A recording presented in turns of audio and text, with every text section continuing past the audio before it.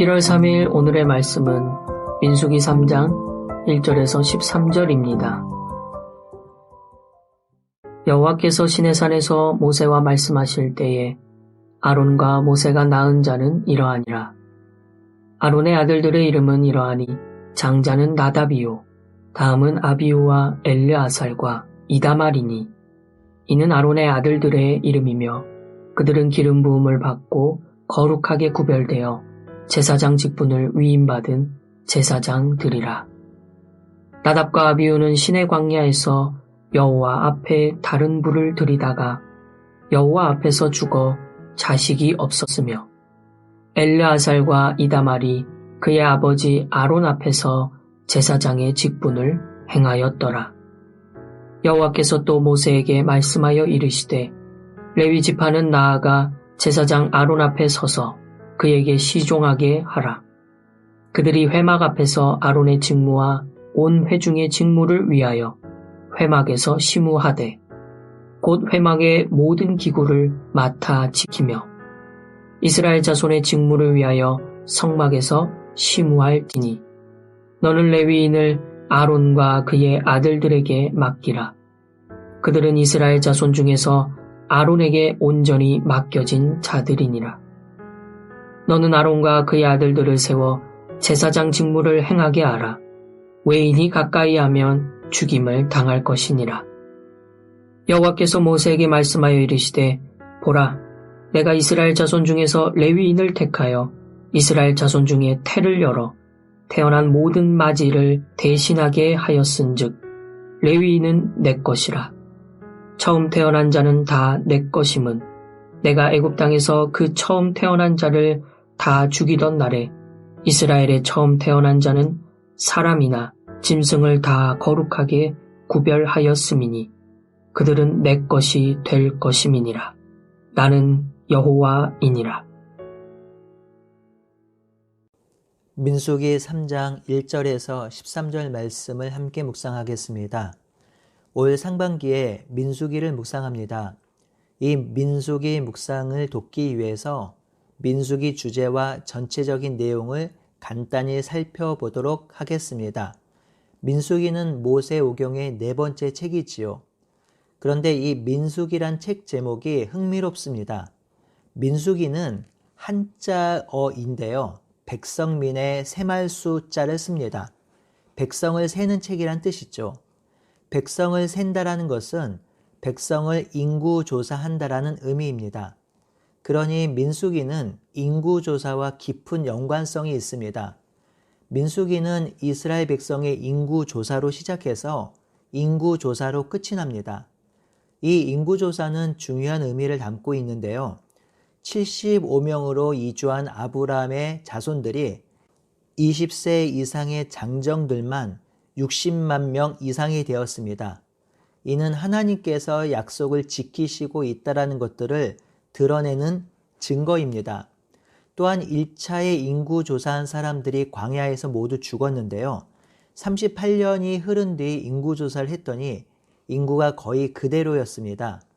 이 또한 하나님께서 광야에서도 이스라엘 백성들을 지키시고 인도하신다라는 의미를 담고 있습니다. 이외에도 인구조사가 가지는 신학적 의미들이 더 있는데요. 이는 나중에 본문을 살펴보면서 자세히 설명하겠습니다.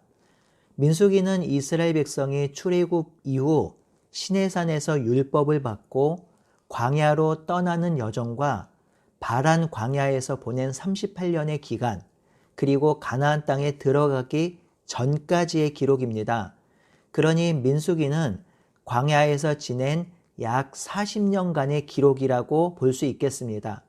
그래서 민수기를 히브리어 성경에서는 광야에서라고 이름이 붙여져 있습니다. 민수기는 장소의 이동으로 보면 크게 세 부분으로 나눌 수 있습니다. 1장에서 10장은 시내산이고요. 율법을 수여받고 인구조사를 하며 광야로 출발하기 전까지의 여정이고요. 13장에서 19장은 바란 광야에서의 여정이고 22장에서 36장은 모압 평지에서의 여정입니다. 좀 더 세분해서 살펴본다면 1장에서 4장은 시내산에서 인구조사, 율법의 수여, 광야로 출발하기 전에 조직을 기록하고 있습니다. 광야에서 머무를 때와 이동할 때 모두 성막을 중심으로 제사장 그룹과 12지파가 조직적으로 진을 치게 됩니다.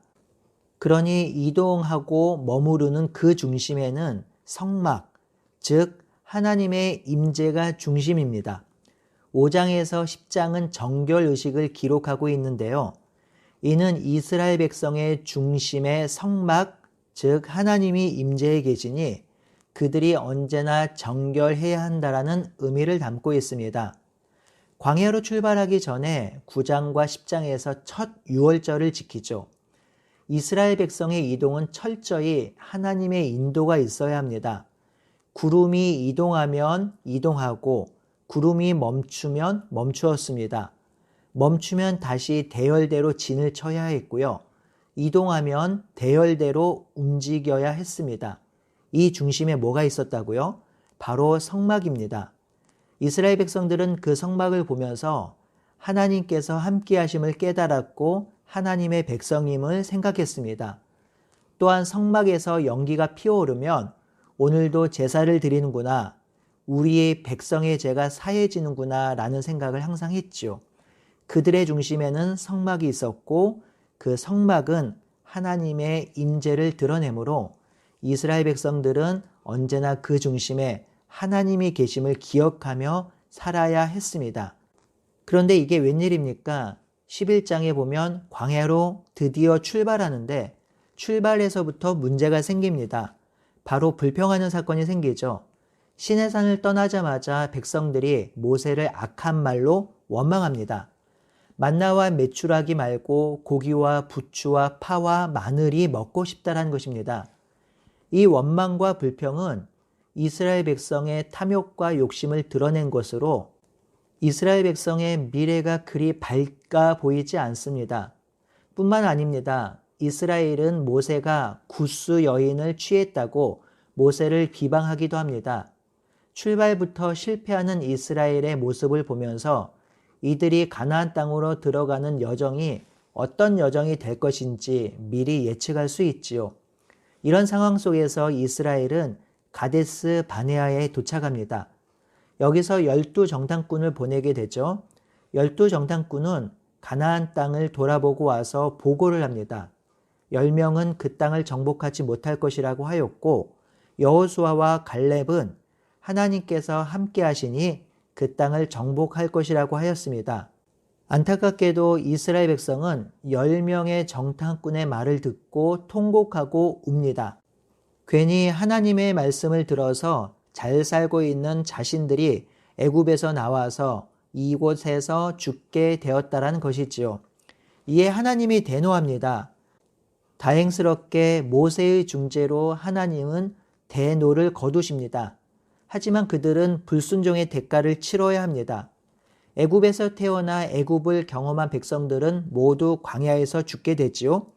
그리고 정탐한 날이 40일인데 이 한 날을 1년씩 계산해서 40년 동안 광야에서 지낼 것이라고 하였습니다. 이때부터 이스라엘 백성들은 바로 가나안 땅에 들어가지 못하고 광야에서 지내게 되었습니다. 이스라엘 백성들은 광야에서 살면서 하나님 중심의 삶을 철저히 훈련받아야 했습니다. 애굽에서 태어난 어른들이 징계를 받아 죽었고 그리고 그 죽음을 장사 지내는 일이 너무나도 중요한 일이 되었습니다. 그 장사를 지낼 때 하나님의 말씀을 순종하지 않고 불순종하면 이렇게 되겠구나 생각했겠지요. 그리고 광야에서 지날 때 성막이 진의 중심에 있음을 보면서 하나님과 함께하는 훈련을 했을 것입니다. 그럼에도 불구하고 이스라엘 백성들은 광야에서 계속 하나님을 불순종합니다. 민수기 16장에 보면 고라당이 반역을 했고요. 20장에는 이스라엘 백성들이 목이 말라 하나님을 또 원망합니다. 21장에는 이스라엘 백성이 하나님을 원망하자 하나님이 불뱀을 만들어서 그들을 죽이십니다. 이때 모세가 다시 중재하고 하나님께 기도하죠. 그러자 하나님께서 놋뱀을 만들어 높이 달고 그 놋뱀을 보면 살 것이라고 하였습니다. 이처럼 이스라엘 백성들은 광야에서 하나님을 계속적으로 원망하고 하나님의 말씀에 불순종하였지만 하나님은 지속적이고 반복적으로 이스라엘 백성에게 하나님께 순종해야 살 수 있음을 알려주고 계십니다. 이런 가운데 38년이 흘렀지요. 이제 바란 광야에서 가나안 땅으로 다시 들어갈 준비를 합니다. 이 들어가는 준비가 22장에서 36장에 기록되어 있고 모압 평지에서 일어난 사건을 기록하고 있습니다.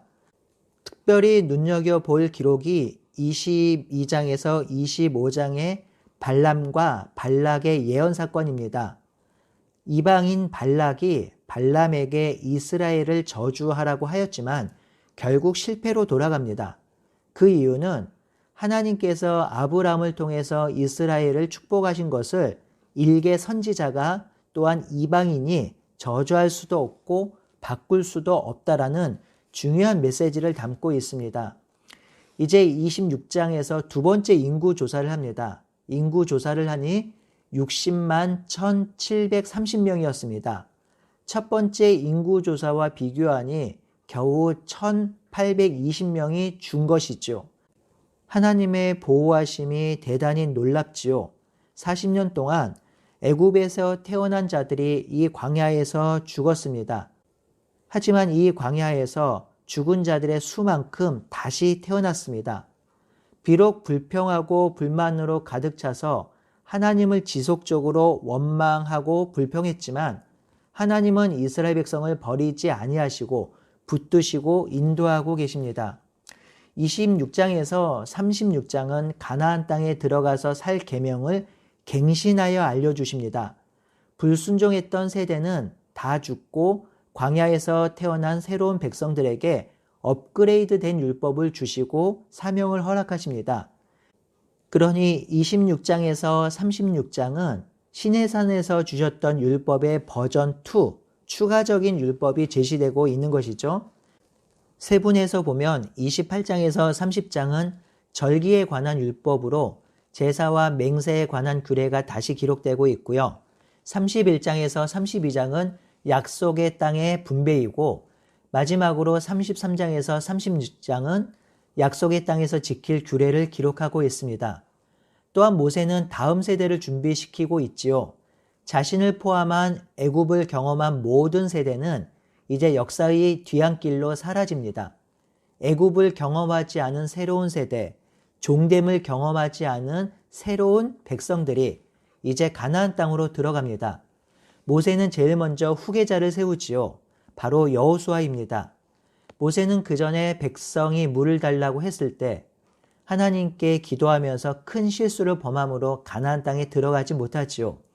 하지만 모세는 가나안 땅에 들어갈 것을 믿고서 그 땅을 분배하며 후계자를 세우고 하나님의 약속을 신실하게 믿고 있습니다. 이스라엘 백성의 광야에서 삶은 불순종의 연속이며 사실상 실패의 연속입니다.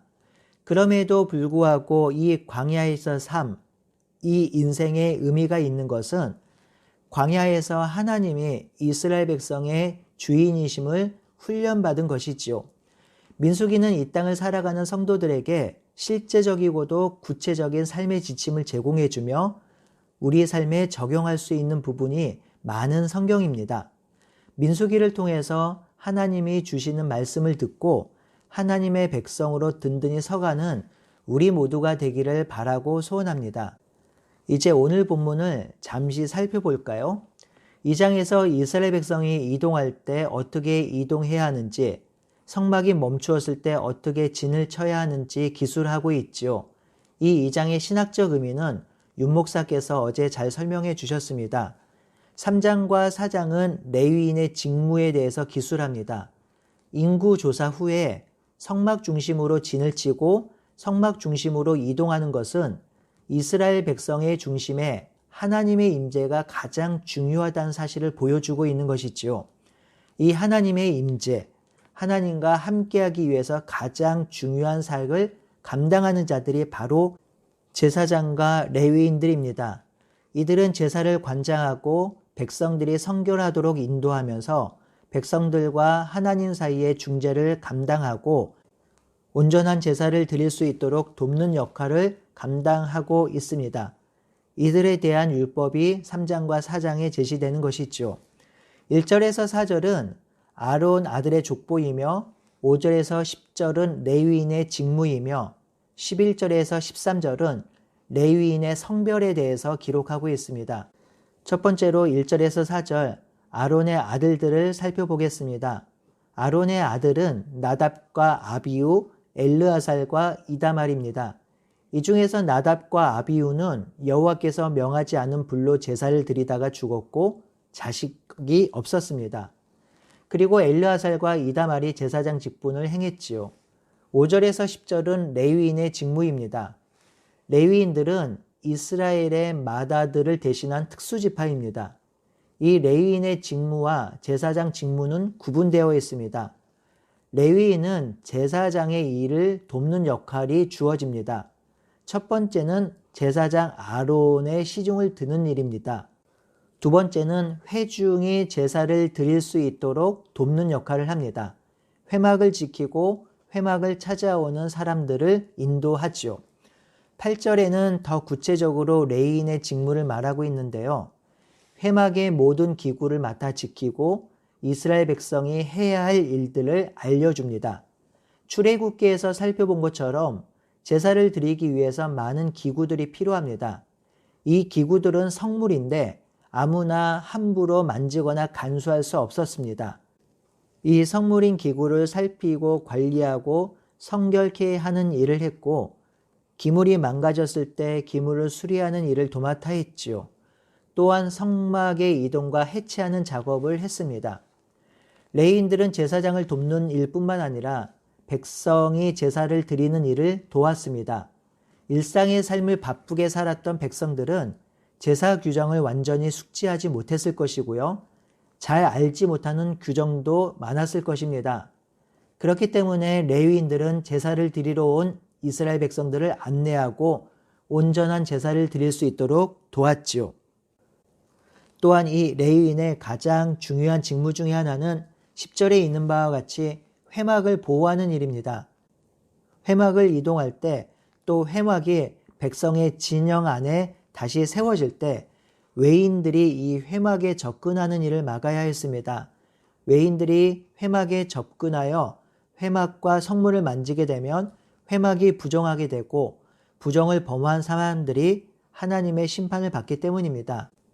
이러한 사역을 감당하는 레위인의 노동 강도는 매우 강했을 것입니다. 그래서 레위인의 직무는 30세 이상 50세 이하로 규정하고 있는 것 같습니다. 11절에서 13절은 레위인의 성결에 대해서 기록하고 있습니다.